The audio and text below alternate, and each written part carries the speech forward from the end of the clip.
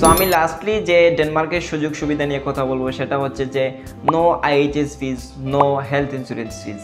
সেটা হচ্ছে যে আপনি ডেনমার্কে যাওয়ার পর আপনার যে ধরনের মনে করেন যে কিছু কিছু নির্দিষ্ট ক্যাটাগরি রয়েছে সেগুলোতে অবশ্য কিছু টাকা পয়সা দিতে হয়, কিন্তু সাধারণ যে মানে আপনার যদি কোনো অসুস্থ হন, আল্লাহ মাফ করুক, তাহলে কিন্তু আপনার কোনো টাকা দিতে হবে না। আমরা যদি কম্পেয়ার করি ইউকের দিকে অথবা পৃথিবীর অন্যান্য কান্ট্রি যেগুলো রয়েছে সেগুলো কিন্তু বাংলাদেশ থেকে আপনি আইএইচএস ফিজ দিতে হয়, বাংলাদেশ থেকে একটা হেলথ ইন্স্যুরেন্স ফিজ দিয়ে আপনি কিন্তু সেই দেশে যেতে হয়।